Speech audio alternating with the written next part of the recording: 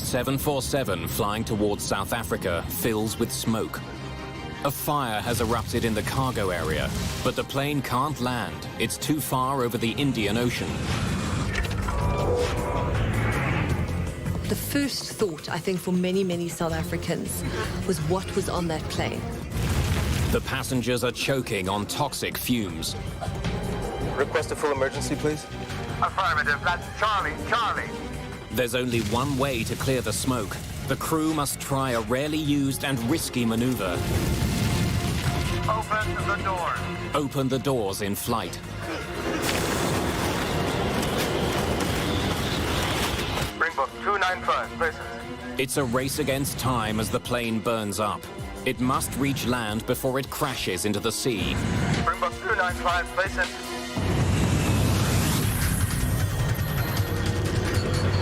Mayday, Mayday.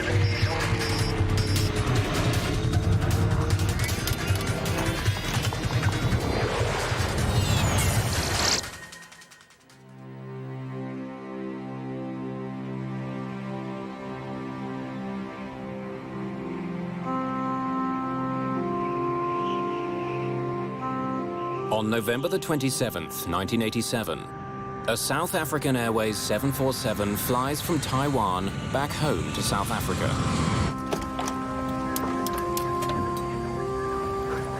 Everything good? Fine, Captain. Ready to take over? Yes, thanks.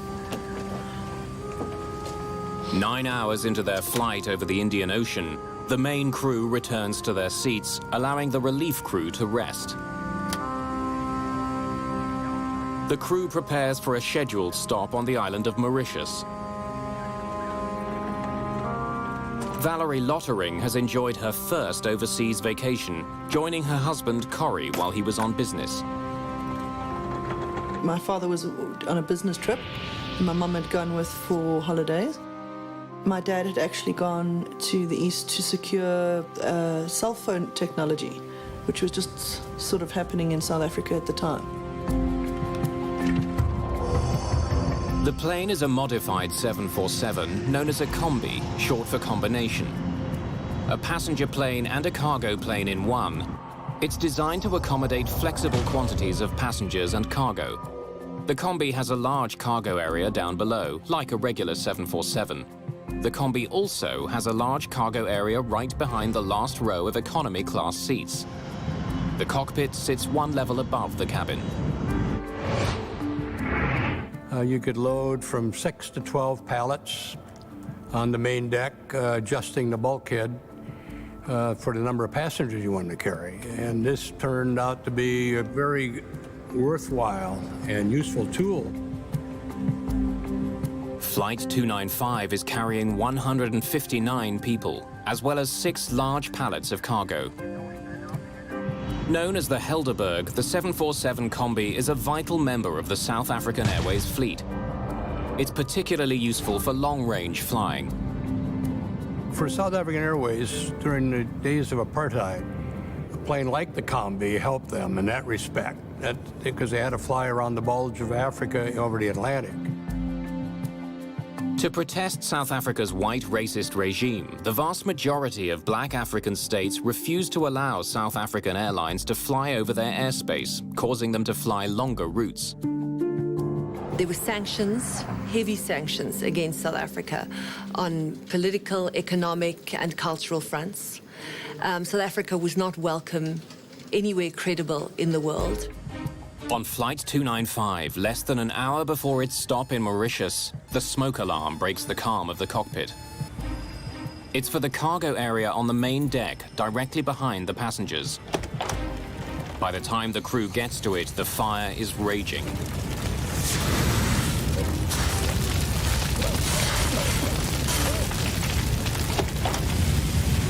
It's bad. Shall I get another bottle over there? Yeah, hurry.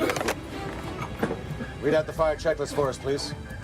In fire emergencies, the crew follows a standard checklist to extinguish the fire. The breaker popped as well, huh? We'll check the breaker panel as well. The fire is burning through the plane's wiring, causing short circuits. Move as far forward as you can. But there's a more immediate problem. Passengers are having trouble breathing. Duct isolation valve switches, open. Pack valve switches, all open. Recirculating fan switches, off. The fire checklist instructs the pilot to land at the nearest airport, but the closest one is on the island of Mauritius, still more than 300 kilometers away. There's not a lot Captain Ace can do. He asks a member of his flight crew to help fight the cargo fire.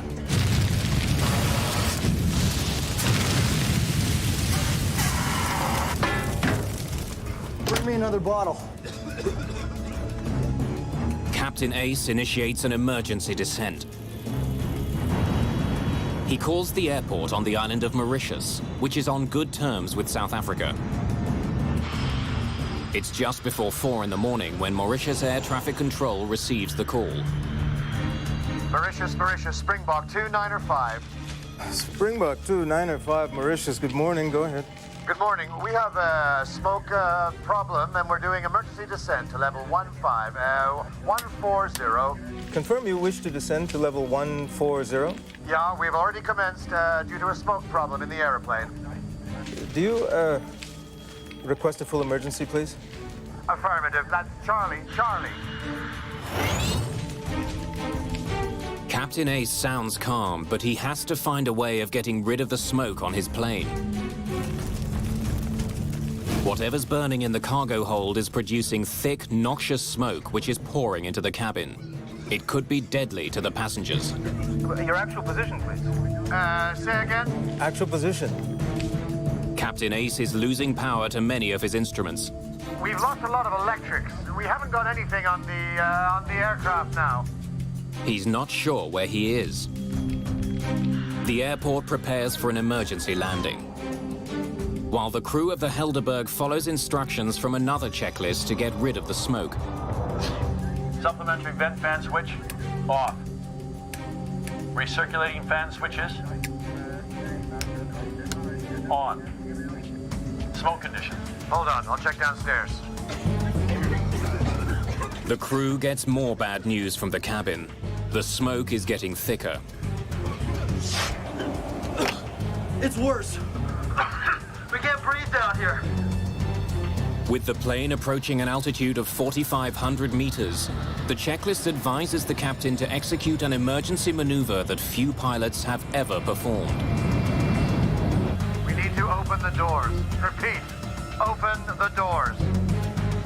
Opening the plane's doors in midair is the only hope for thinning a cloud of smoke that could kill the passengers before the struggling jet can land.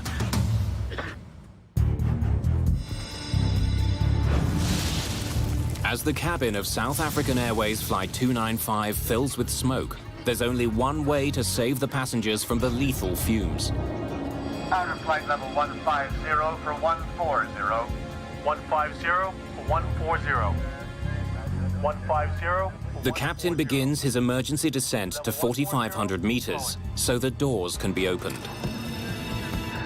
At 4,500 meters, passengers can breathe the outside air. At that altitude, the difference in pressure between the air inside and outside the cabin is enough to force the cabin air out quickly, but not dangerously. Now the captain must dramatically reduce his airspeed to 370 kilometers an hour, 200 knots.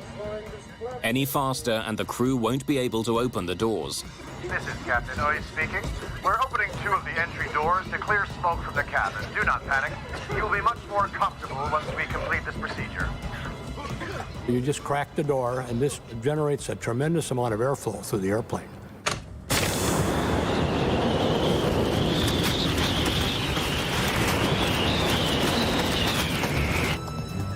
Blazin' Springbok 295. We've opened the doors to see if we can... we should be okay. Out there! Close the bloody door. Joe, switch up quickly. Then close the hole on your side. Smoke is now building in the cockpit, but there's no outside door to open.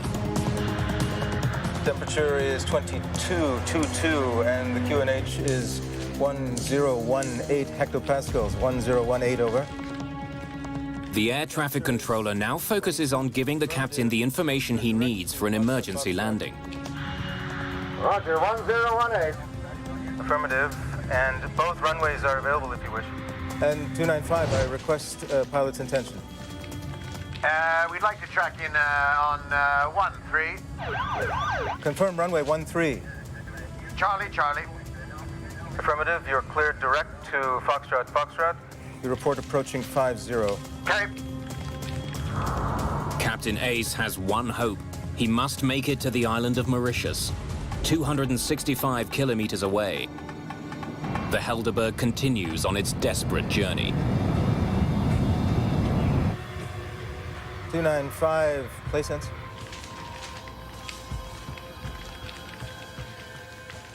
But at 4:08 in the morning, a call by the air traffic controller is not returned. Springbok 295, play sense. Springbok 295, play sense. With no response from Flight 295 for 36 minutes, Air Traffic Control Mauritius formally declares an emergency. An alert goes out to search and rescue crews. Several aircraft take off from Mauritius and search the dark waters for the missing plane, but find nothing. At the airport in Johannesburg, South African Airways officially declares Flight 295 delayed. We were supposed to be going away on our annual holiday, so we were all very excited because from picking them up, my parents up from the airport, we were supposed to go off to 3-week holiday. I think that's maybe the extent of the differences of the emotions, is that you're so anxious and excited for them to come home, and then the absolute devastation of the news, getting the news, you know, that the aircraft has gone missing. In the afternoon of the next day, a rescue plane spots the first signs of floating aircraft wreckage.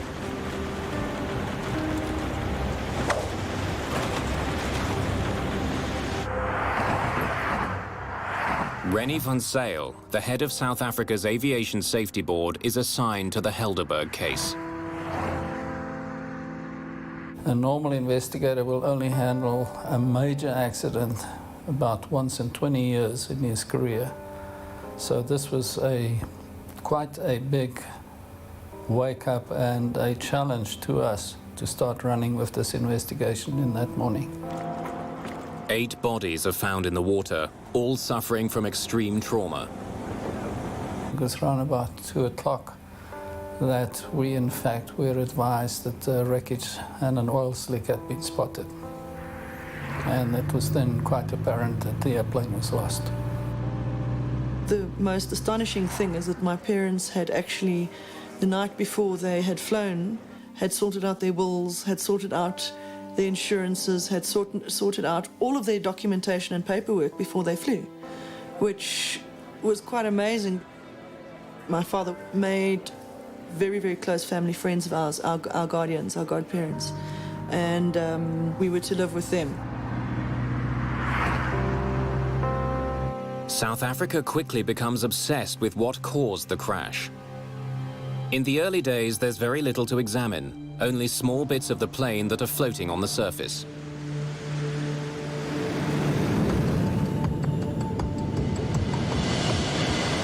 Contained within that debris, Rennie van Zyl's team discovers 3 wristwatches.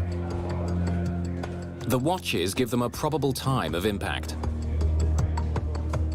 These wristwatches were in fact part of the baggage, and when examined we were able to find that the one had stopped and 2 others were still running, and the 2 running ones were the exact Taiwanese time, but the stopped one did give us the minute indication of what we could establish as the impact time of the airplane. The impact time is only 3 minutes after the last communication with the plane. The Helderberg's demise was sudden and dramatic. In the press and in public opinion, it reinforces the idea that something sinister brought the plane down. In the years leading up to the crash, South African Airways offices around the world had been the target of protests. The South African Airways airline at that particular time was a government body. It was owned by the government. It was the national carrier, but it was also very much perceived to be part of the South African government. So another aspect of this plane crash and another theory that was put around was that there could have been a bomb in the cargo, that in fact we were a target. South Africa, or the SAA plane, was a target of terrorists who had the worst interests of this country at heart. Experts examine the small bits of wreckage they have, searching for the telltale signs of an explosion: impact cavities, surface pitting, or spatter cavities. Spatter cavities are caused by the white-hot fragments from a high-explosive device striking and melting the light alloys of the aircraft structure. But experts spot no sign of an explosion. And when air traffic control tapes are studied, Van Zyl hears that the crew appeared to be coping with the emergency. Layson, Springbok 295, we've opened the doors to see if we can... we should be okay. We've had rumors of atomic bombs, for example, in the airplane. That won't cause the airplane to burn. It will take out the airplane. We did not have that same experience here. This airplane flew for 22 minutes. It's out of the ordinary circumstances. This was not an explosion that took out the airplane.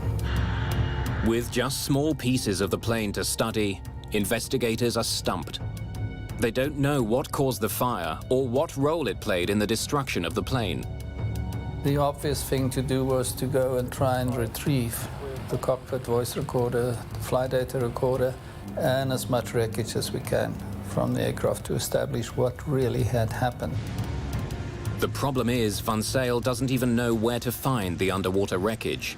It could be far from the floating debris. No one is sure exactly where the plane crashed. He turns to the United States looking for help. An American salvage company is hired to find the wreckage and black boxes, but time is running out. The boxes have built-in locating devices called pingers, which run on batteries and will eventually run down. A driving factor was that the pinger on the data and voice recorders was transmitting, and it only had a 30-day guaranteed shelf life. If we couldn't get out there in 30 days, the chances were that we wouldn't be able to detect it.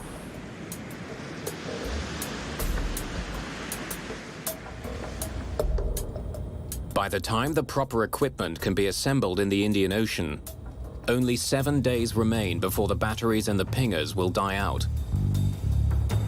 Meanwhile, blood tests are performed on the human remains pulled from the debris field. All show traces of soot in their trachea. It's determined that at least 2 of the passengers died from smoke inhalation. Investigators face a disturbing realization. Even as the crew was struggling to land their plane, some of the passengers were already dead. While searching for the black boxes, investigators continue to examine the floating wreckage. Amongst the hundreds of recovered items, a partly melted graphite tennis racket offers a telltale clue about the fire. Graphite only burns at temperatures greater than 600 degrees Celsius. Investigators now know that the fire on the Helderberg was extremely hot. This discovery may explain why a fully charged extinguisher from the front of the plane is recovered with other floating wreckage. Investigators notice a melted piece of cargo netting on the outside of the extinguisher. They determine that the extinguisher is from the passenger cabin, suggesting that as the fire burned, a crew member grabbed the extinguisher and brought it to the cargo area. A full fire extinguisher in a plane that was brought down by a fire shows that for whatever reason it wasn't discharged because the crew member couldn't access the area because of the heat, or the fact that there was melted metal on the fire extinguisher is further evidence to the intensity of the fire. Before this accident, in the 20-year history of the 747 Combi, no one had ever died from fire or smoke. When we heard about a fire in the Helderberg, this was the first time for a wide-body airplane. It was It was news, and because it was so new, and the thought was that we really couldn't have anything like that. What could have caused such an intense fire on the Helderberg? Was it a wiring problem on the plane, or had the cargo itself somehow started the blaze? Initially, the investigation, of course, focused on what was the cargo. The fire obviously had originated in the Mayday cargo compartment, so the logical thing is to look what did the waybills indicate was carried in the airplane. Investigators learned that there were 6 pallets of cargo on board Flight 295. Using master waybills, Van Zyle's team is able to determine that 47,000 kilograms of baggage and cargo was officially on board. Investigators discover that before takeoff, a Taiwanese customs official performed a random inspection of some of the cargo. He found nothing suspicious.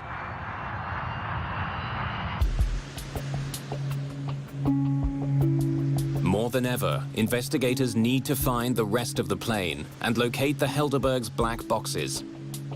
But 30 days after the crash, Van Zyle's team gets some very bad news. There's still no signal detected from the black boxes, and they're still not certain exactly where the majority of the wreckage is. So far, the search has cost $1.5 million, and the team has been unable to locate vital evidence. The Helderberg crash is quickly becoming a test of Van Zyle's abilities and his resolve.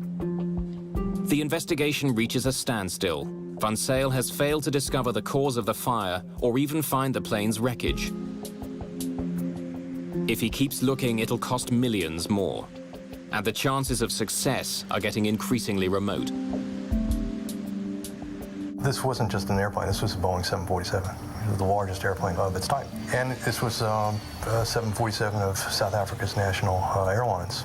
Hundreds of thousands of people who flew the 747 every day at that time were dependent on a satisfactory answer as to whether or not this aircraft was safe and whether or not there were any structural or design deficiencies in the airplane. So the stakes for us were quite large, and the stakes for Mr. Van Zyl as the head of the South African investigation were enormous. It would have been very, very easy for the South African government to say, the water is too deep, it's too far from Mauritius, we cannot investigate this accident.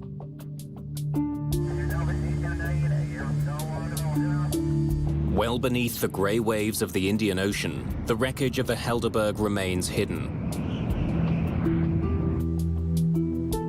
Now one man, Rennie Van Zyl, must decide whether to spend the money needed to recover the plane's wreckage.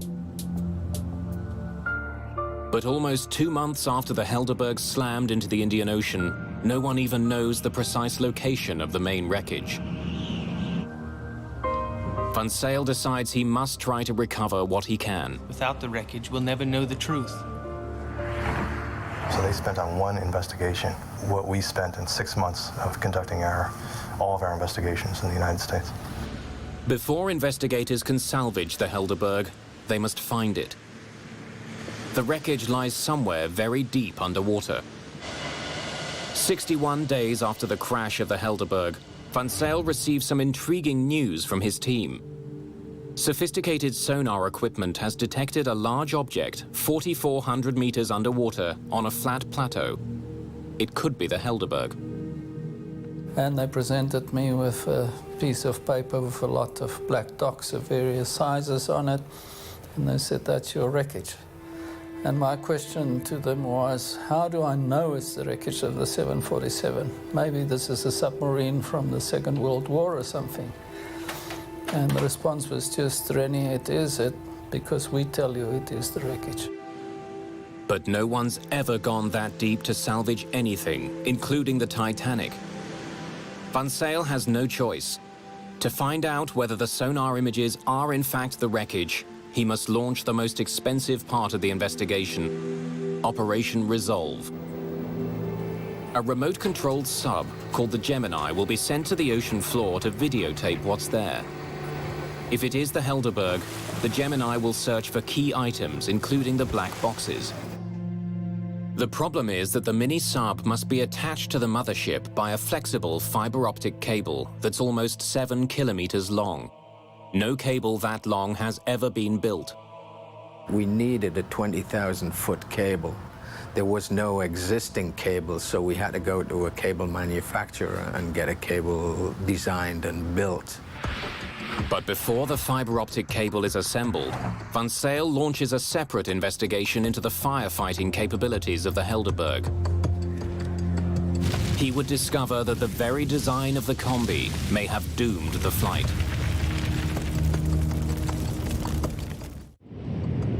Investigators want to know whether the combi was properly designed to protect the passengers on South African Airways Flight 295 from fire. The smoke should not have entered the combi's cabin.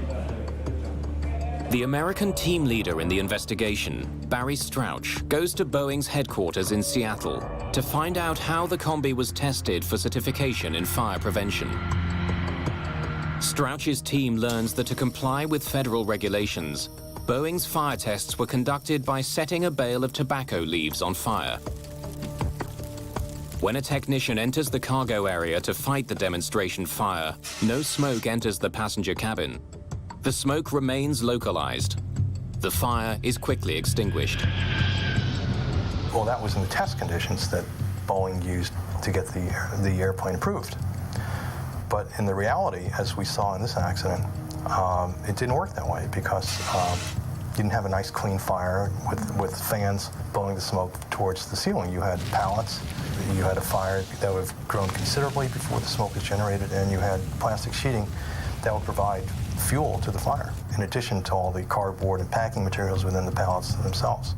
The combi is designed to prevent smoke from entering the passenger cabin.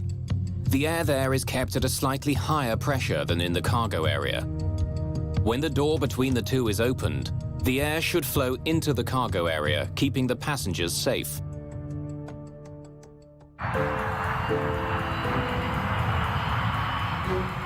Investigators then conduct their own test. They set a large pallet of tightly packed cargo on fire, mimicking conditions on the Helderberg. The blaze is more intense and the temperature is hotter. Investigators discover that this much hotter flame has a radical impact on the air in the cargo hold. When the cargo door is opened, the smoke now flows into the passenger cabin. Boeing tests used tobacco leaves in batches of tobacco.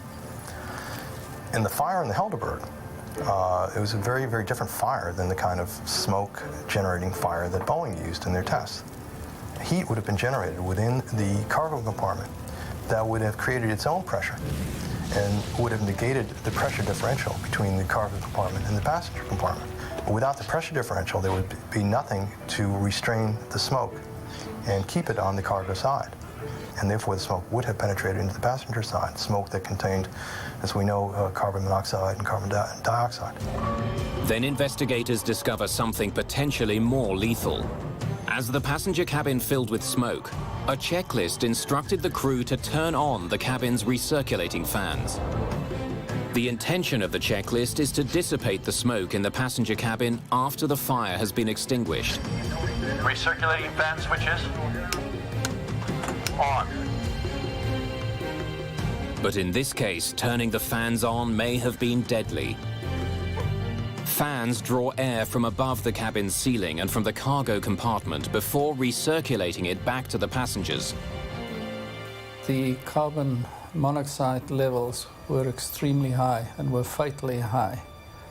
In fact, the one body, and we have to stress again, he was allocated a seat really below the recirc fan inlet area. That was the highest level. I think we're talking around about 66%. That is not a survivable level at all. By following their checklist, the crew may have fed toxic gas into the passenger cabin. And it might very well have been that most of your passengers were asphyxiated before impact. No checklist for a 747 combi had ever foreseen the Helderberg's simultaneous problems, a cargo fire problem and a cabin smoke problem. The smoke removal checklist is predicated on the assumption that the fire has been extinguished. In that event, descending to 14,000 feet and opening the cabin door would be the appropriate thing to do. It would get the smoke out of the airplane and enable people to breathe regular air. If the fire hasn't been extinguished, that would have the function of actually increasing the airflow to the fire and increasing the supply of oxygen to the fire. We think that's what happened in this case, that the fire had never been extinguished. And in fact, the crew's attempts to make the situation better may have in fact made the situation worse.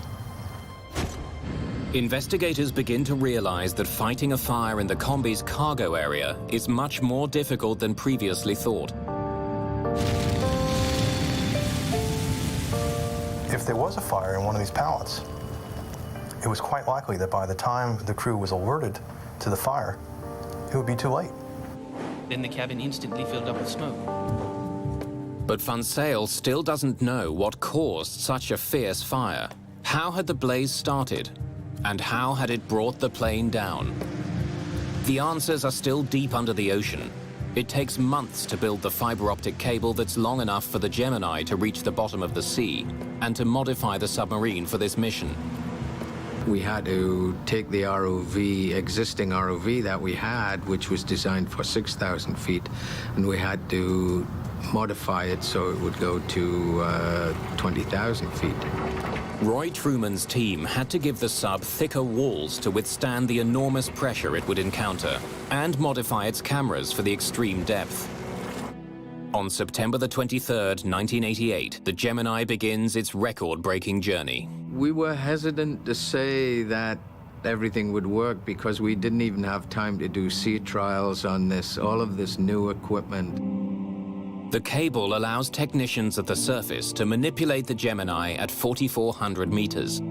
It also carries video signals from that remarkable depth. It's the first time that video images have been recorded from this deep in the Indian Ocean. Marine biologists are fascinated by the discovery of unique new species.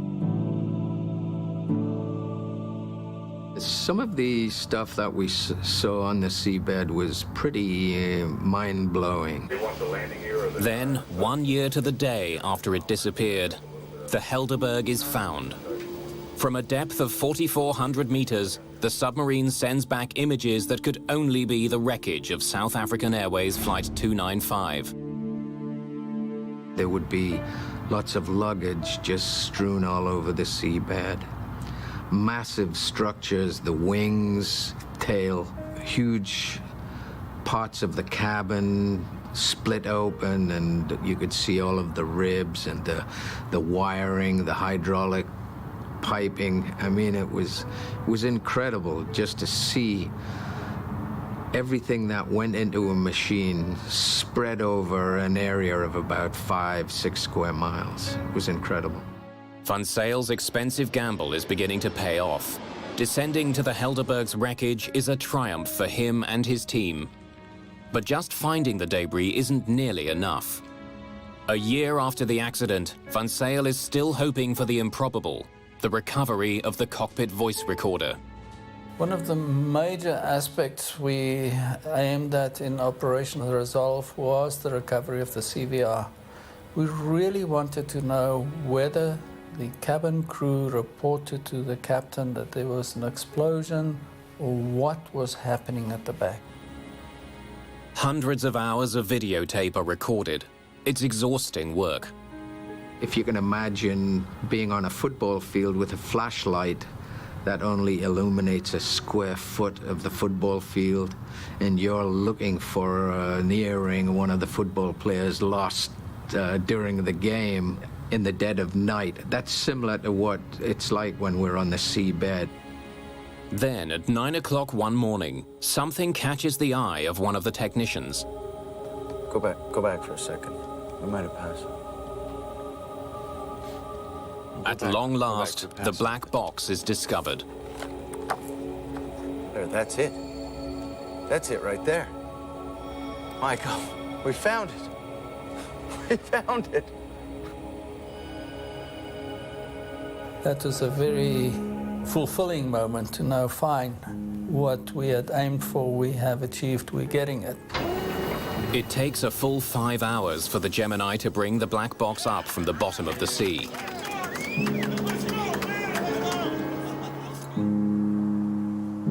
The South African media turns the discovery into front-page news. It's now 1989, and the apartheid government is still running the country with an iron fist. Van Zyl makes an unusual decision. He takes the sealed black box to Washington and opens it there. Because otherwise I would have been accused of having covered up something or left something out or whatever. And we, the FA and the NTSB guys, all listened to this tape at the same time for the first time. Tension in the room is high. The cockpit voice recorder should be a tape of the last 30 minutes of the flight, as the crew fought the fire. But the tape turns out to be a major frustration. After a year on the bottom of the ocean, it's difficult to understand anything.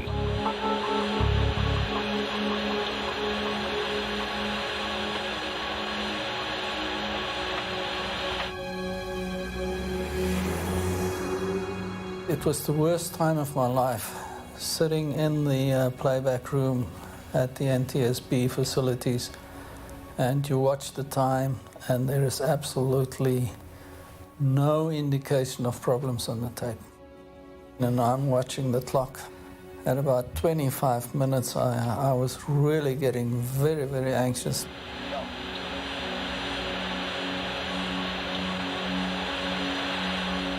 For 28 minutes, the tape reveals nothing unusual. Then everything changes. The next minute, of course, the alarm bell goes on the CVR, and we had about a minute's worth of relevant recording on the tape before the tape stopped. Normally, the black box records the final moments of a flight, but not this time.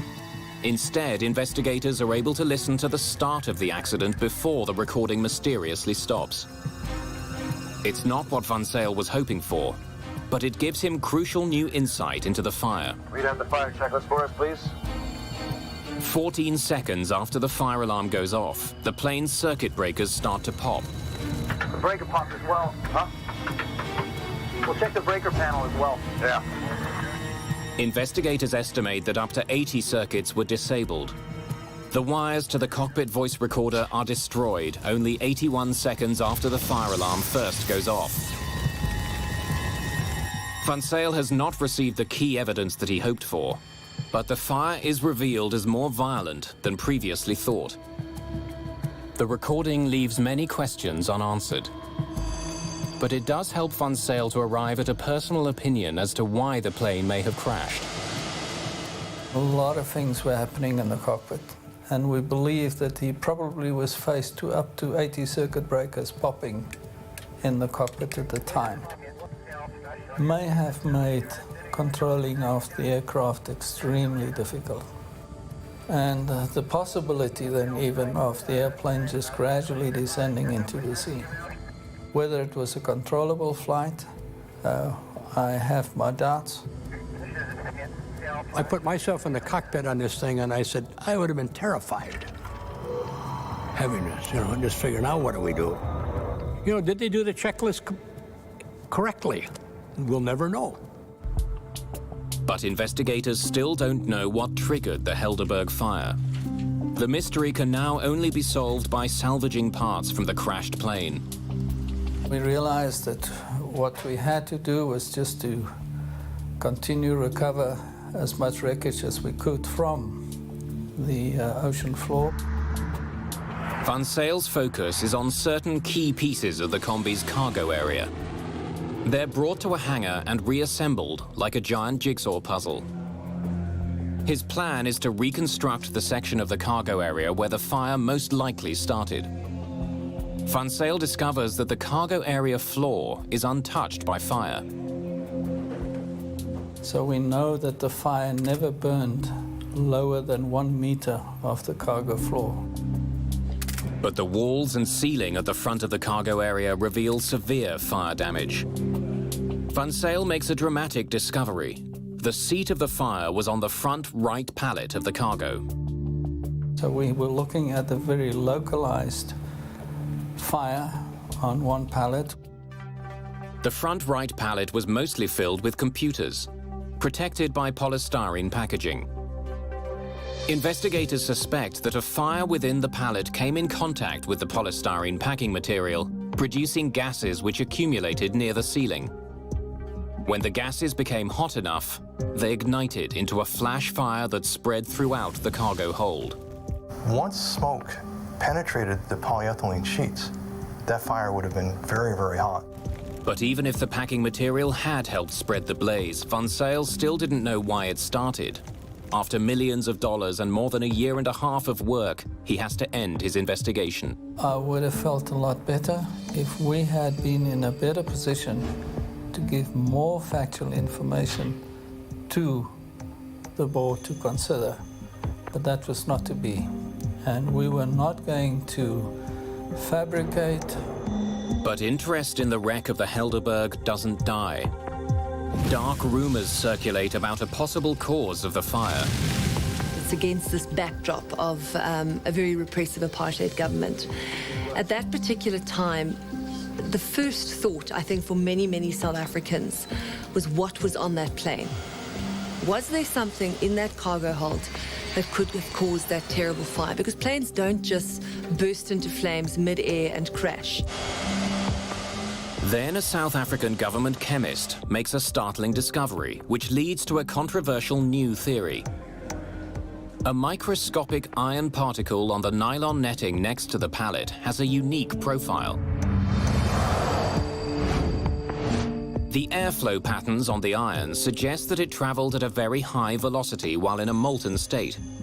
The discovery could mean that the fire on the Helderberg was not a flash fire triggered by packing materials. This was a different kind of fire. This was a fire that had its own oxygen. If you can imagine something like a sparkler, which has fuel and its own oxygen, it was some kind of material similar to a sparkler that we feel was the cause of the fire. A British fire and explosion analyst examines the exterior skin of the plane above the pallet and comes up with another piece of evidence to support the new theory. The skin on the outside of the plane reached temperatures as high as 300 degrees centigrade. You must remember that it's very difficult to burn through an airplane skin in flight because the tremendous amount of cooling from the airflow on the outside of the skin. Dr. David Klatzo is one of numerous experts who question what caused the fire. It would have involved substances which normally would not have been carried aboard an aircraft, particularly a passenger aircraft. In other words, it could not have been a normal packing material, wood, cardboard, plastic fire. You don't carry the things of that nature which carry their own oxygen, which can produce an accelerated fire, for a number of reasons, one of which they are generally unstable. The second reason is that normal fire extinguishing methods will not put them out. What could start such a fire? The only dangerous goods listed on the cargo manifest are computer batteries. Some believe the Helderberg must have been carrying cargo that wasn't listed. At the time, South Africa was under an international arms embargo. The country was also fighting a war with Angola. South Africa didn't have capacity to do everything itself, and there were times when it had to buy from other countries. SAA was seen as a surrogate cargo carrier, that they could somehow, through its commercial airline use, also bring in substances for the South African government, undercover, under protection, no questions asked. It was not that easy for them to fly a quasi-military airline into different countries and pick up military contraband, which you must remember we were laboring under an arms embargo at the time. The media fuels the flames of suspicion that the government was using passenger jets to secretly import weapons. Armscor is the corporation responsible for supplying the South African forces with munitions. At the time, there was a need to produce a better rocket system, a more efficient rocket system for dealing with the air menace in Angola. And the rocketry systems which are used for those purposes have as their propellant, a major component of the propellant is ammonium perchlorate. And that is what I believe was being carried aboard the Helderberg. But it is not the sort of compound you want on an aircraft when you are flying on that aircraft, because it is unstable, it is susceptible to self-ignition by any kind of vibration and violent movement. The official investigation into the crash does not come to the conclusion that the Helderberg was carrying illegal arms. But the rumors won't go away. And more than 10 years after the crash, the dark theories force a very different South African government to take another look.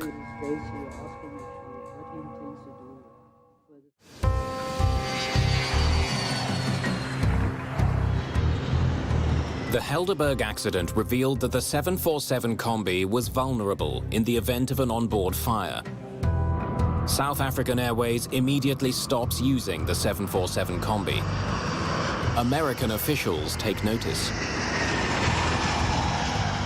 And the FAA went through and developed some new regulations, but for the weight and everything that was going to have to be added in there did not make it an economically feasible. And so essentially after the Helderberg accident, 747 Combis were not used anymore.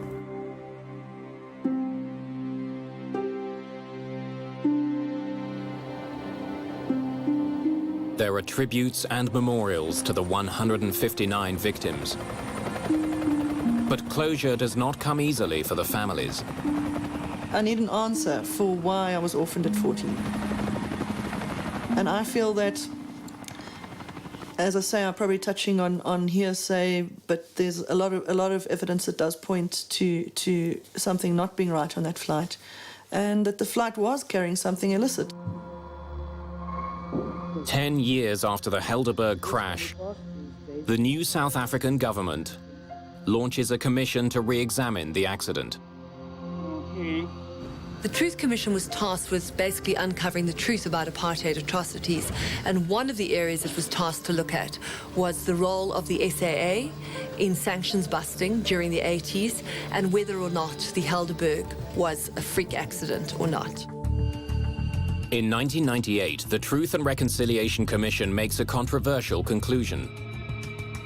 Namely, that nothing that was listed in the cargo manifest could have caused the fire. And the Truth Commission recommended that there was something untoward about what had happened to the Helderberg. The Truth and Reconciliation Commission exposed the improbabilities of the government version as to what had happened. If nothing in the cargo inventory caused the fire, what did? And how did it get on board? The reality, unfortunately, is unless somebody today comes up and says, yes, I did this, or yes, we were responsible for this, and you can prove them not to be involved in a hoax, that will be possibly the only time in which we will really know what had happened and caused and was the source of ignition of the fire. In its final report, the Commission suggests that the Attorney General's office continue to investigate the accident. But surprisingly, that has never happened. The ANC-led government hasn't pursued that. And of course, we have to ask ourselves why. And I think that the answer lies in what many people believe, is that it's just going to be too costly.